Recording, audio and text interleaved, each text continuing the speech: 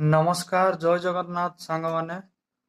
ବର୍ତ୍ତମାନ ଅତ୍ୟନ୍ତ ଦୁଃଖଦାୟକ ଘଟଣା ଘଟିଯାଇଛି ଓଡ଼ିଶାରେ, ଯାହାକି ଆପଣମାନେ ସମସ୍ତେ ଜାଣିଛନ୍ତି। କଟକ ଏସ୍ସିବି ମେଡିକାଲରେ ଅଗ୍ନିକାଣ୍ଡ ଘଟିଯାଇଛି।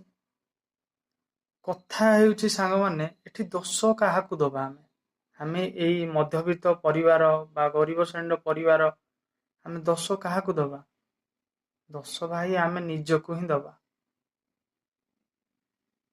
ମାନେ ଆମର ଏତିକି ବି ହକ୍ ନାହିଁ ଓଡ଼ିଶାରେ ଆମେ ଟିକେ ଗଭର୍ଣ୍ଣମେଣ୍ଟ ମେଡିକାଲ କଲେଜ ତ ସେ ବି ମେଡିକାଲ ହସ୍ପିଟାଲକୁ ଯାଇକି ଚିକିତ୍ସା ନେବା, ସେଇଟା ହେଉଛି ଆମର ବଡ଼ ଭୁଲ। ସାଙ୍ଗମାନେ ଟିକେ ଭାବନ୍ତୁ, ସାଙ୍ଗମାନେ ସେ ଯୋଉ 10 ଜଣ ମାନେ ଚିକିତ୍ସା ହେବା ପାଇଁ ଏସ୍ସିବି ମେଡିକାଲକୁ ଆସିଥିବେ, ରୋଗ ଭଲ ହବା ପାଇଁ ଆସିଥିବେ, କିନ୍ତୁ କଣ ଘଟିଗଲା ସାଙ୍ଗମାନେ? ମୁଁ ତ ଜାଣିପାରୁନି ସାଙ୍ଗମାନେ, ଓଡ଼ିଶା ବର୍ତ୍ତମାନ 2026ରେ ବଞ୍ଚୁଛି ନା 1926ରେ ବଞ୍ଚୁଛି? ଏତେ ଫାୟାରର ଏତେ ସେଫ୍ଟି ଥାଇକି ମଧ୍ୟ ଏଇଭଳିଆ ଘଟଣା ଘଟି ଯାଉଛି। ଆଉ ଏଠି ମୁଁ କୋଉ ସରକାରକୁ ଦାୟୀ ଦେବିନି ସାଙ୍ଗମାନେ, ଏଟା ଭୁଲ ଧାରଣା। ମତେ ତ ଲାଗୁଛି ଭାଇ, ପୂର୍ବରୁ ଓଡ଼ିଶା ଯାହା ଥିଲା ବର୍ତ୍ତମାନ ବି ତାହା ଅଛି। ଫରକ ଏତିକି, କୋଠା ବଢି ଯାଇଛି, ରଙ୍ଗ ଚେଞ୍ଜ ହେଇଯାଇଛି, କଥା ଏତିକି। ଆଉ ଯେତେ ସେ ରାଜନୀତି କଲେ ଲାଭ କଣ ଭାଇ? ରାଜନୀତି କରିକି ସେ ଭୁବନେଶ୍ୱର କମ୍ପେଇବା, ଇଏ କରିବା, ଓଡ଼ିଶା ବନ୍ଦ କରିବା।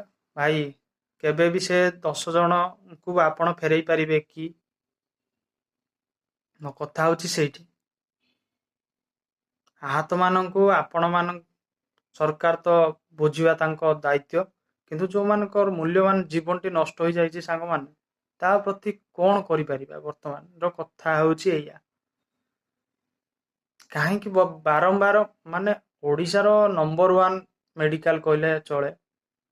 ମୁଁ ମଧ୍ୟ ସାଙ୍ଗମାନେ, ମୁଁ ତ ଆପଣମାନେ ଜାଣିଥିବେ ଅନୁଗୁଳରୁ ମୁଁ ବିଲଙ୍ଗ କରେ। ଆମ ଡିଷ୍ଟ୍ରିକ୍ଟରେ ମଧ୍ୟ ରେଫର କଲେ ପ୍ରଥମେ କଟକ ଏସ୍ସିବି ମେଡିକାଲକୁ ହିଁ ରେଫର କରନ୍ତି। କିନ୍ତୁ ସେଠି ଗଲା ପରେ ଯଦି ଏମିତି ହୁଏ, ସେ ପରିବାର ବିଷୟରେ ଭାବନ୍ତୁ ସାଙ୍ଗମାନେ। ଦୂର ଦୂରାନ୍ତରୁ ଖର୍ଚ୍ଚାନ୍ତ ହେଇକି ଏସ୍ସିବି ମେଡିକାଲକୁ ଆସିଥିବେ, ଏସ୍ସିବି ଚିକିତ୍ସା ହେବେ, କିନ୍ତୁ ଏଇଭଳି ଯଦି ଘଟଣା ଘଟୁଛି, ତାହେଲେ ଆମେ ଓଡ଼ିଶାବାସୀ ହିସାବରେ କାହାକୁ ମୁଣ୍ଡ ଟେକିକି ଚାଲିବା କଥା ନୁହଁ। ରହିଲି।